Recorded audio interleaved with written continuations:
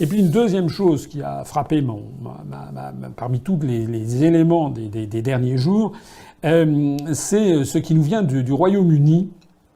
On a eu, c'est le Guardian, le journal, c'est un journal britannique de gauche, qui avait fait d'ailleurs campagne contre le Brexit, mais qui a fait récemment, qui a publié il y a 2 jours, une étude assez extraordinaire, où il montre qu'il y avait des rapports qui avaient prophétisé que si jamais les Britanniques votaient pour le Brexit, il y aurait 17 ans sans augmentation, 17 ans sans augmentation pour les salariés britanniques à cause du Brexit. Ça faisait partie de ce que les Brexiteurs, des partisans du Brexit, ont appelé Project Fear, c'est-à-dire qu'on avait fait gober tout et n'importe quoi aux Britanniques pour essayer de les empêcher de voter en faveur du Brexit. De même qu'en France, on peut s'y attendre au cours des mois qui viennent, on va avoir un bombardement médiatique pour terroriser les Français. On va leur dire n'importe quoi. Si jamais vous votez pour la liste UPR en faveur du Brexit, ça va être les 7 plaies d'Égypte, vous allez avoir le sol qui va s'ouvrir sous vos pas, la Notre-Dame de Paris va exploser, la Canebière va sombrer sous la mer. Tout! On aura droit à tout. C'est ce qui s'est passé au Royaume-Uni.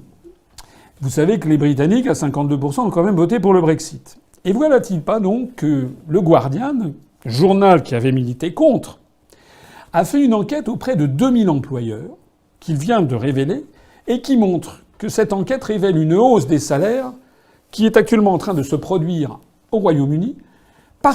Pourquoi ? Parce qu'il y a une diminution de la main-d'œuvre venue de l'Union européenne.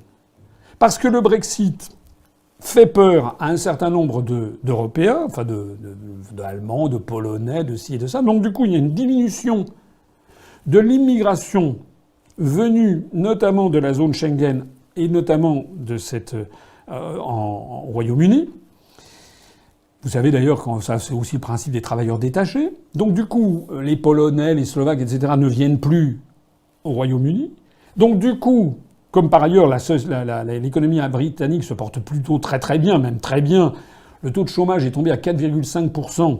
C'est-à-dire le taux de chômage le plus bas depuis 1975. Je parlais du Portugal tout à l'heure. Actuellement, au Portugal, le taux de chômage officiel a baissé, mais le taux de chômage officieux camouflé par des artifices statistiques est évalué par les spécialistes aux alentours de 18%. Voilà donc que les Britanniques sont en procédure de Brexit.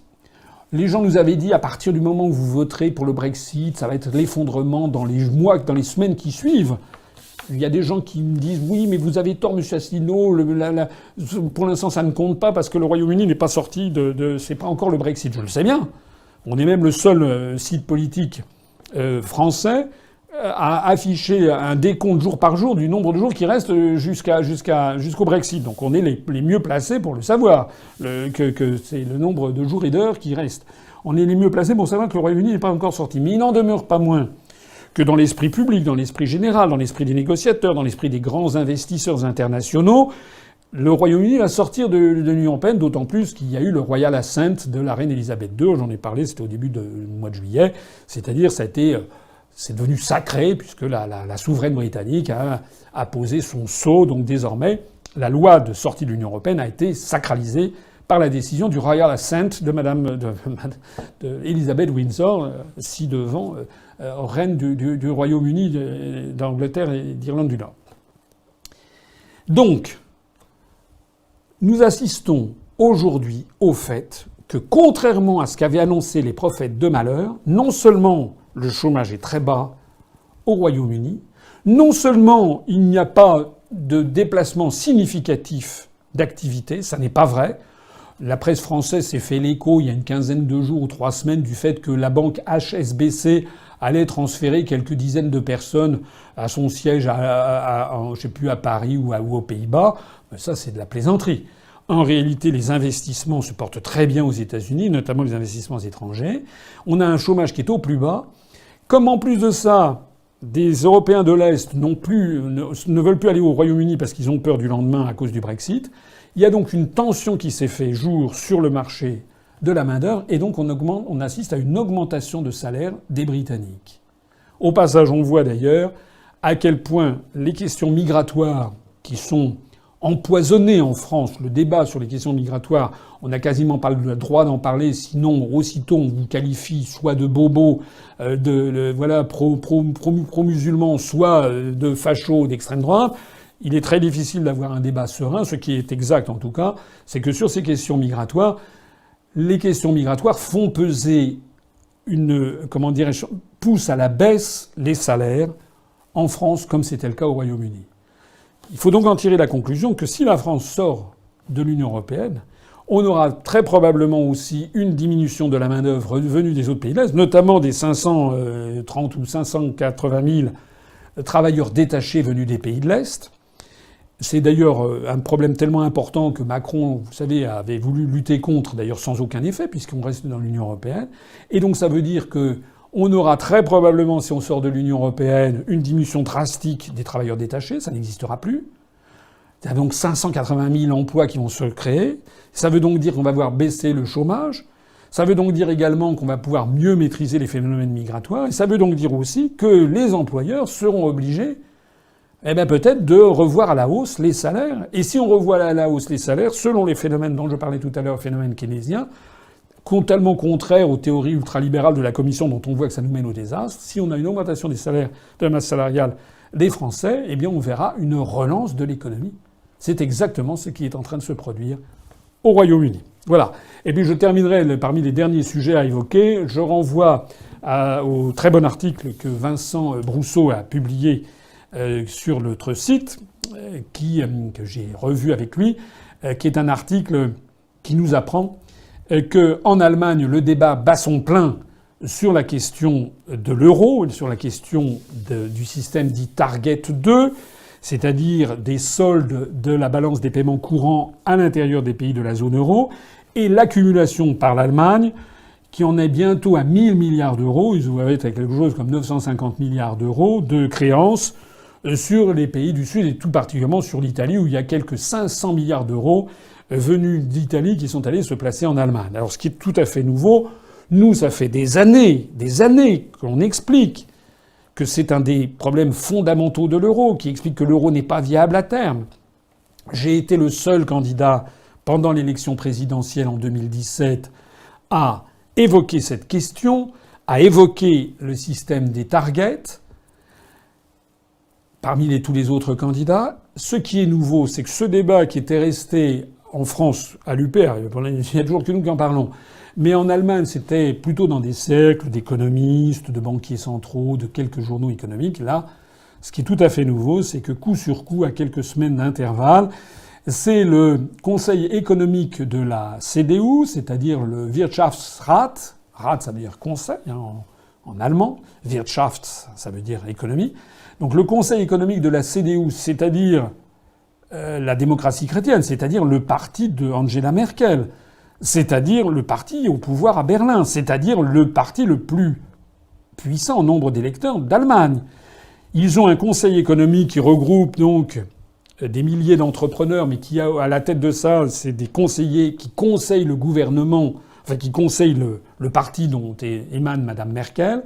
Eh bien, pour la première fois, le Conseil économique de la CDU a abordé de front la question de ces targets par l'intermédiaire de son secrétaire général Wolfgang Steiger, qui a coup sur coup fait 2 articles pour expliquer que ça ne pouvait plus continuer comme ça, ce système des targets, et qu'il fallait d'une façon ou d'une autre pouvoir collatéraliser les targets. Alors ça paraît un jargon très difficile à comprendre. Ça veut dire quoi en gros? Ça veut dire que l'Allemagne ne peut plus continuer à accepter de voir arriver d'Italie des sommes considérables sans aucune sûreté réelle derrière. Qu'est-ce que c'est qu'une sûreté réelle? Ce qu'on appelle un collatéral. C'est quand lorsqu'une banque vous prête de l'argent pour acheter une maison, elle prend une hypothèque sur votre maison. De telle sorte que si vous ne respectez pas les remboursements de l'emprunt que la banque a accordé à l'acheteur, à ce moment-là, la banque va se saisir directement en faisant jouer l'hypothèque, donc d'imposer la vente forcée de la maison pour récupérer ses biens. C'est ça qu'on appelle une sûreté réelle. En général, les prêteurs, les banquiers systématiquement, ne prêtent jamais d'argent sans qu'ils aient la certitude de pouvoir le récupérer d'une façon ou d'une autre. Ça peut être aussi la possibilité d'avoir un prélèvement automatique sur votre salaire. C'est en général, d'ailleurs, les banques font l'un et l'autre. Elles demandent à la fois une hypothèque sur votre appartement ou sur votre maison et, par ailleurs, un virement automatique mensuel de votre salaire sur la banque. C'est ça que font, plus la domiciliation de votre salaire dans la banque qui vous prête le prêt. Tout ça, ce sont des certitudes, des sécurités que les banques prêtent, que les banques s'assurent pour essayer de bien être sûres, certaines, que l'argent qu'elles ont prêté, elles vont le récupérer. Eh bien, ce que veulent maintenant les dirigeants économiques du parti auquel appartient Mme Merkel, c'est que l'Allemagne arrête d'accepter ce flux permanent de créances venues d'Italie et que désormais, elle ne les accepte qu'à la condition qu'elles soient assorties d'une sûreté réelle. C'est-à-dire des titres en nantissement, des titres obligataires, ou bien de l'or, ou bien je ne sais pas quoi. Alors qu'est-ce que ça veut dire, ça ? Ben, ça veut dire que cet argent qui vient d'Italie en Allemagne, il a de nombreuses origines, mais l'une des origines, c'est le déficit commercial italien vis-à-vis de l'Allemagne, de même qu'un déficit commercial français vis-à-vis de l'Allemagne. C'est également le fait qu'un certain nombre d'investisseurs ou d'intervenants et d'agents économiques en Italie savent que si l'euro explose, il vaut mieux, pour toutes les raisons que Vincent Brousseau a expliquées maintes fois, et moi aussi, il vaudra mieux être en Allemagne, avoir un compte courant en Allemagne, à ce moment-là on aura des Deutschmark, qu'avoir un compte courant en Italie, à ce moment-là on aura des lires. Or le Deutschmark grimpera de 20% par rapport au dollar et la lire italienne perdra peut-être 20%. Donc ce flux permanent constitue une fragilité croissante du système bancaire et notamment de la Banque centrale allemande vis-à-vis notamment parce qu'ils ont à l'actif du bilan des quantités de créances sur la Banque centrale d'Italie ou sur la Banque d'Espagne. Voilà. Donc si il y a l'obligation d'avoir un nantissement, ça veut dire que désormais, on parle maintenant de Target 3, ça veut dire que désormais, ça sera de plus en plus difficile d'avoir un nantissement. S'il y a des milliards, il y aura un moment à partir duquel il y aura un tarissement des nantissements, si j'ose dire. Et du jour où il n'y aura plus de tarissement des nantissements, ça veut dire quoi ? Ça veut dire que l'Allemagne refusera. Et si l'Allemagne refuse l'arrivée d'euros venant d'Italie ou venant de Grèce, parce qu'il n'y a pas le nantissement qui convient, parce qu'il n'y a pas les titres obligataires, parce qu'il n'y a pas l'or qui est derrière, ça veut dire qu'on coupera d'un seul coup la libre circulation de l'euro. Ça veut dire que l'euro en Grèce ou l'euro en Italie ne sera plus convertible avec l'euro en Allemagne. Et ipso facto, à la seconde même où cet événement arrivera, ça veut dire qu'on verra arriver des négociations, des transactions entre l'euro en Italie non convertible avec l'euro en Allemagne. Et donc on verra réapparaître d'une façon tout à fait chafouine, assez compliquée à expliquer au grand public, mais on verra arriver d'un seul coup la réapparition, j'allais dire spontanée, des monnaies nationales.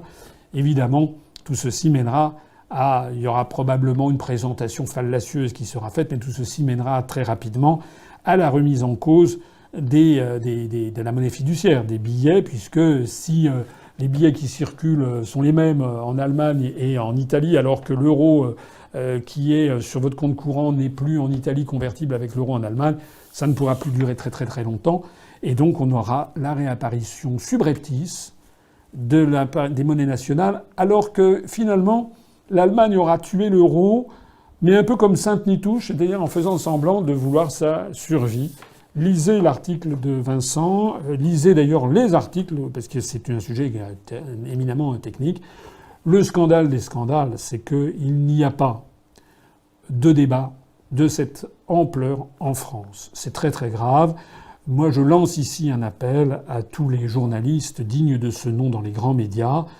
Il faut aller quand même. Je sais bien que l'UPR est blacklisté, mais quand même, dans la mesure où notre mouvement politique est le seul à tirer la sonnette d'alarme depuis des années sur cette situation, c'est un crime contre la démocratie, c'est de la non-assistance à peuple français en danger que de taire aux Français ce qui est en train de se passer outre-Rhin sur cette question de l'euro.